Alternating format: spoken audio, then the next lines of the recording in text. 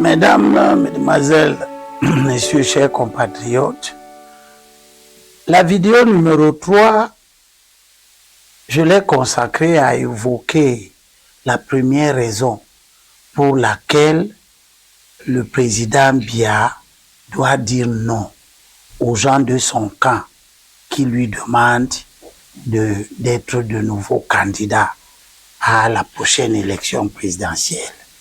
Cette vidéo numéro 4, elle va évoquer, s'il plaît à Dieu, la deuxième raison, voire la troisième. Je ne reviendrai pas sur la première raison, je me suis étendu suffisamment là-dessus. Mais la deuxième raison pour laquelle le président ne doit pas se montrer favorable à ces appels à candidature qui foisonnent, c'est la sincérité. La sincérité de ces appels à candidature, la sincérité de ceux qui appellent. Je voudrais, à l'occasion de cette vidéo, qu'ensemble, nous essayions un peu de voir quels sont ceux qui appellent, en fait, le président à être candidat. Et je voudrais vous faire remarquer que dans le camp du président, parce que ce n'est pas dans le camp du peuple du changement que nous appelons le président à être candidat. Donc ceux qui appellent le président à être candidat sont les hommes du régime.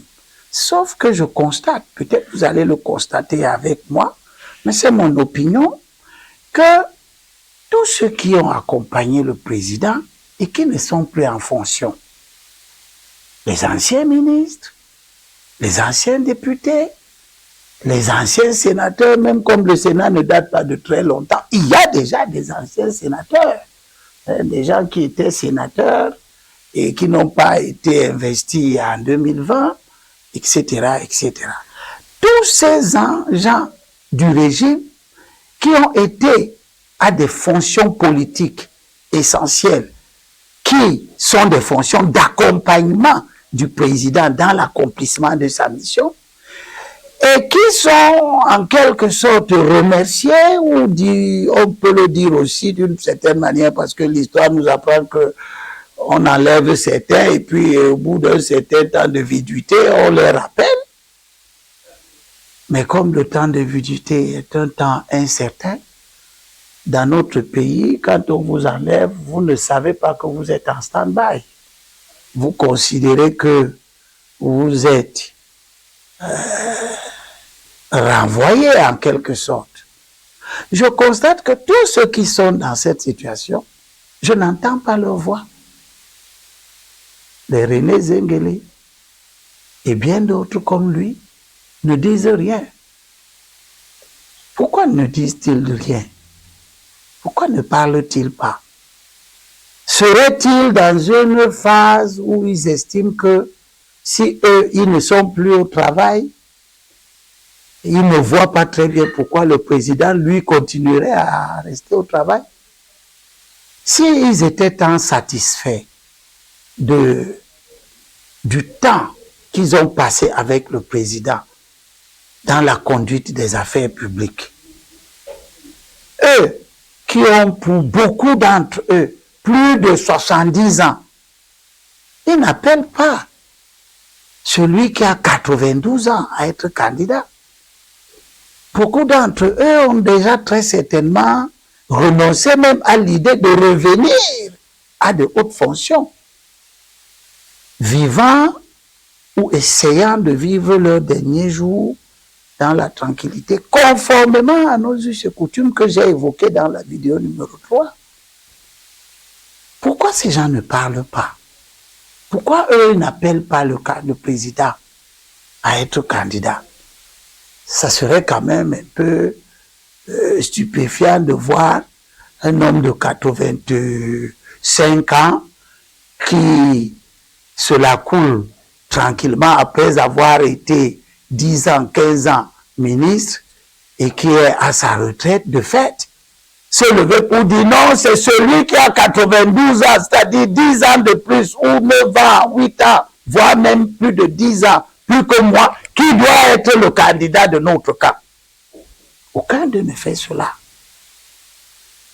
Ça doit nous faire réfléchir sur la pertinence des appels à candidature.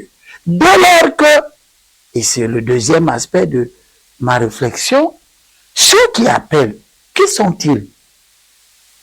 Quand on regarde le profil des gens qui ont élevé la voix tous ces derniers temps et qui sont des dignitaires du régime, en fonction, on se rend compte que c'est ceux qui occupent des ministères dont la conduite des affaires est extrêmement controversée et particulièrement marquée par la corruption.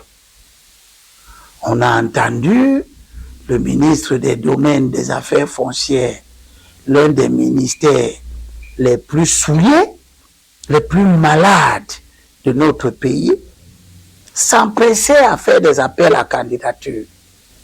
On voit le ministère de la Santé qui a été fortement épinglé par le rapport de la Chambre des comptes, de la Cour suprême, appelé à candidature. On voit des personnalités comme M. Famendongo ou comme M. Luc Magloire à Tangana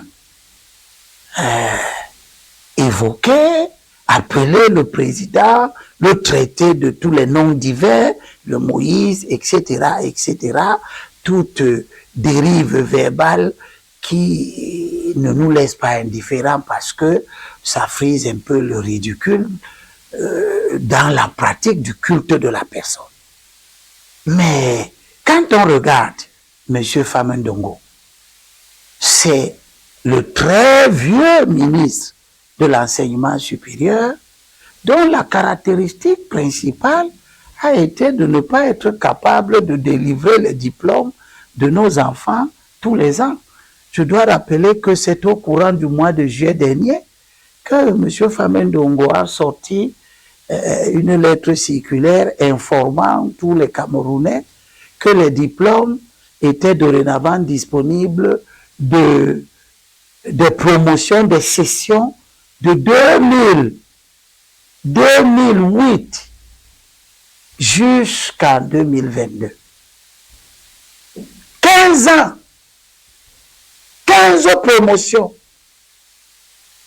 à qui le ministre Famendongo n'a pas été capable chaque année de délivrer des diplômes. Mais il a aussi eu l'outrecuidance de fixer un délai à ses enfants, à nos enfants de retrait, alors qu'il n'était pas convaincu que le communiqué avait déjà été largement diffusé, qu'il avait atteint toutes les zones du pays. Le ministre Famendongo a dit dans son communiqué que, rendu au 31 juillet, ceux qui n'avaient pas retiré allaient dorénavant payer une pénalité de, je crois, 25 000 francs, si je ne me trompe pas. J'avais élevé la voix en cette époque-là pour dire au ministre, mais vous mettez la pénalité aux enfants, que ces enfants vous ont fait quoi? J'ai appris par la suite que probablement le ministre a compris qu'il était dans une énième faute, comme bien d'autres qui ont émaillé son magistère. C'est ce ministre-là qui monte au créneau pour appeler le président qui n'est pas son père, qui n'est que son grand frère de quelques années, à être le candidat de leur camp.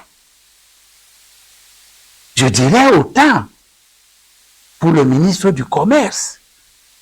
Je vous rappelle que j'ai vu dans les réseaux sociaux une affiche qui circule qui évoque 4 ministres qui ont déjà fait 20 ans de fonction et qui vont fêter leur 20e anniversaire comme ministre. C'est bien. Quand vous avez donc fait 20 ans comme ministre, on devait pouvoir se réjouir de vos réalisations. Mais M. Luc Magloire, à Tangana, son époque au ministère du Commerce, chargé non seulement de veiller à ce que ce qui se vend dans le pays, mais chargé également de la promotion de notre commerce extérieur. Je n'ai pas l'impression qu'il se satisfait de la prolifération des produits de contrebande qui émaillent la société camerounaise, le milieu, le marché, et qui sont devenus de véritables dangers publics. C'est sous son ministère que cet état d'esprit s'est mis en place. Ce sont des gens comme lui qui se lancent dans les appels à candidature.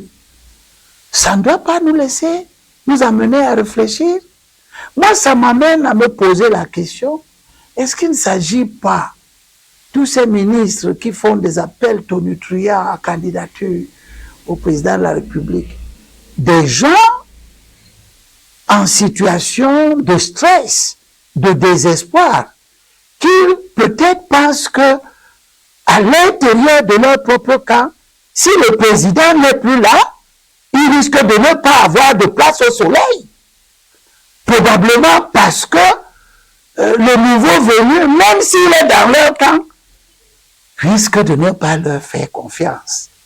Tellement ils sont l'incarnation de l'incompétence dans l'exercice de leurs fonctions. C'est donc ces gens qui appellent à candidature. On peut donc s'interroger sur la sincérité de cet appel à candidature que ces gens lancent. Ces gens se comportent comme ces plantes. Vous savez, dans nos maisons, on voit des manguiers, des vieux manguiers qui sont complètement couverts d'une plante rampante qui finit par les empêcher d'être productifs. Le manguier est là, il a son envergure, mais il ne produit pratiquement plus rien parce qu'une plante saprophyte, c'est-à-dire qui vit sur le manguier et qui ne peut vivre sur le manguier qu'au dépend du manguier et au détriment du manguier. Puisque vous voyez que ces manguiers qui sont couverts de cette plante-là finissent par ne plus produire grand-chose. Ces gens se comportent comme cette plante. Ils se comportent comme des êtres saprophytes, agrippés sur le président. Au point où si le président n'est pas là, ils vont disparaître avec le président. En même temps, ils sont devenus des facteurs d'inhibition. Le mot, vous allez le retrouver dans la 4e raison. Mais pour le moment, rendons-nous bien compte de la qualité de ces gens. Ils sont ceux à qui nous adressons le plus souvent tous nos reproches en matière de mauvaise gouvernance.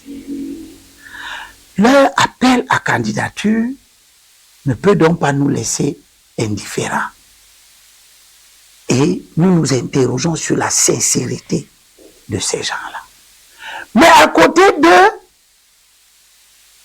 il y a ceux qui justifient la 3e raison. Parce que je vous ai dit tantôt que si le temps nous le permet, nous allons parler des 2 autres raisons.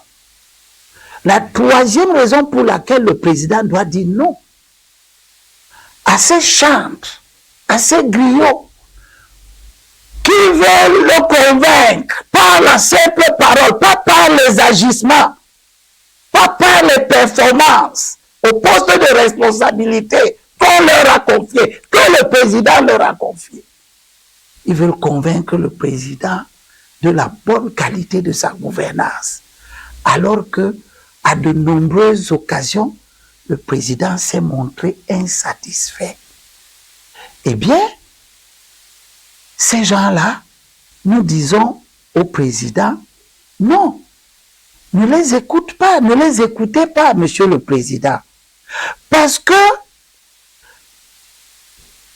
ces appels qui veulent que vous ne partiez pas, que vous ne vous reposiez pas, que vous ne confiez pas la responsabilité de continuer votre œuvre à l'un de vos collaborateurs. Et il m'a été donné de compter les personnalités que vous avez utilisées dans les 36 gouvernements, 38 d'ailleurs, que vous avez eu à faire depuis 82 jusqu'à aujourd'hui. Vous avez utilisé à peu près 800 personnalités politiques. Je ne compte pas les secrétaires généraux des ministères. Je ne compte pas les gouverneurs de région. Je ne compte pas les préfets. Je compte les personnalités politiques, les secrétaires généraux à la présidence, les directeurs de cabinet civil et les conseillers techniques que vous avez recrutés vous-même pour vous assister dans l'accomplissement de votre mission. Avec 800 collaborateurs, les appels à candidature nous montrent que de ces 800 personnes, voire plus, personne n'a suffisamment appris de vous. Personne ne mérite suffisamment votre confiance. Vous n'avez transmis à personne ce savoir exceptionnel qu'on dit que vous avez. Qu'est-ce que cela signifie? Que le savoir dont vous êtes dépositaire n'est pas transmissible, qu'il s'agit d'un savoir inné, que vous ne pouvez donc transmettre à personne, un peu comme pour nous dire que vous relevez de l'ordre divin. C'est cela. C'est cela le message des appels à candidature.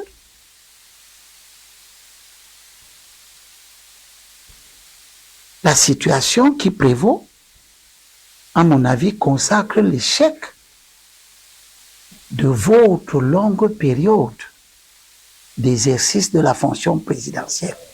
Si à l'intérieur de votre famille politique, de tous les sympathisants, de tous les amis qui sont censés vous avoir accompagné dans l'accomplissement de votre mission, vous n'avez formé personne, c'est que de toute évidence, il y a un échec. Parce que l'une des valeurs intellectuelles dont doivent se réclamer tous les dépositaires du savoir, c'est la transmission. Quand vous savez, vous apprenez à d'autres à savoir. Afin que quand vous n'êtes plus là, ce que vous avez su soit pérennisé et perfectionné. Imaginez-vous un peu le monde de la science. Si tous les savants avaient gardé leur savoir pour eux, que serait devenu le monde? Les progrès du monde, qui ne sont pas simplement des progrès scientifiques, mais qui sont portés par la recherche, l'innovation, l'esprit de créativité, sont fondés sur le fait que les générations d'aujourd'hui apprennent des générations passées et mettent en place les conditions pour que l'utilisation du savoir se perpétue de génération en génération à venir. Qu'est-ce que vous avez fait, Monsieur le Président? En 40 ans d'exercice, vous qui avez accompagné Ahidjo 25 ans durant, à qui Ahidjo a considéré que vous déteniez le savoir? À qui Ahidjo a fait confiance en estimant que pour l'avoir accompagné aussi longtemps, vous méritiez qu'il vous mette en selle pour continuer son œuvre? Vous, en 40 ans, 2 fois plus que le temps que Ahidjo a mis, vous n'avez trouvé personne. Dans plus de 800 personnes que vous avez utilisées comme proches collaborateurs, vous n'avez trouvé personne. Personne ne vous inspire confiance. Personne n'a su guider le pays comme vous savez tant le faire. Au point où, à 92 ans, quand vous êtes fatigué, épuisé, des gens que vous avez mis au monde, vous avez élevés, qui ont déjà plus de 60 ans, estiment qu'ils ne peuvent rien faire sans vous. Si cela n'est pas une expression manifeste de l'échec, ça lui ressemble fortement. Donc, les gens qui vous appellent à candidature sont des gens qui reconnaissent implicitement que le système auquel ils appartiennent a échoué. A échoué dans sa fonction de transmission de savoir. M. Famendongo n'est pas capable de conduire le pays comme vous. Il trouve d'ailleurs que lui qui a été ministre n'est pas capable. C'est votre fils qui n'a jamais été un membre du gouvernement, qui n'a jamais assuré des fonctions de conduite des hommes. C'est votre fils qui a le profil nécessaire. Monsieur Eyebe Ayissi, vieux ministre, plusieurs fois ministre, comment aurait-il pu être plusieurs fois ministre si vous ne lui aviez pas souvent fait confiance? Vous ne pouvez pas lui faire confiance, il ne mérite pas votre confiance. Et bien d'autres. Personne. Sur 800 personnes que vous avez utilisées. Au point où ces gens-là qui vous ont accompagné sont eux-mêmes. C'est eux-mêmes qui viennent en public pour dire nous n'avons rien appris du président. Le président ne doit pas avoir confiance en nous. Il ne doit pas partir. Il faut qu'il reste là. Parce que s'il n'est pas là, nous ne pourrons rien faire. On ne peut plus travailler. Donc si le président n'est pas là, monsieur Famendongo ne peut plus s'occuper de l'enseignement supérieur. Si monsieur le président n'est pas là, monsieur Eyebe Ayissi ne peut plus s'occuper des titres fonciers et de la liquidation, la braderie du domaine privé de l'État, du domaine national, comme ça se passe. Si le président Biabé est plus là, il ne pourra plus le faire. Peut-être que l'appel à candidature que lancent des personnalités comme M. Eyebe Ayissi sont une façon de se protéger contre des récriminations qui pourront venir d'un successeur du président qui n'est pas le président. Parce que si M. Eyebe Ayissi était convaincu que la gestion du domaine national, du domaine privé de l'État et du domaine des particuliers caractérisé par la délivrance des titres fonciers frauduleux à gauche, qu'il annule aujourd'hui, qu'il réhabilite demain, qu'il annule la réhabilitation après-demain, etc., etc. S'il était convaincu que ça, c'est la meilleure manière d'accompagner le président, mais il ne devrait pas être le seul à être convaincu. Dans son camp, tout le monde devrait se sentir capable de faire la même chose. Nous allons à la prochaine vidéo, la vidéo numéro 5, parler de la dernière raison, la 4e raison. Elle est essentielle. La 4e raison pour laquelle le président doit dire non à tous ces griots. Nous en avons déjà vu 3, son âge, la sincérité de ceux qui parlent. Ceux qui parlent prouvent qu'il y a un échec et le président ne doit pas accepter, sauf s'il est trop sincère. Si M. le Président est trop sincère, il pourra accepter qu'il a échoué. Mais quand j'entends à gauche et à droite, il n'est pas question de parler d'échec.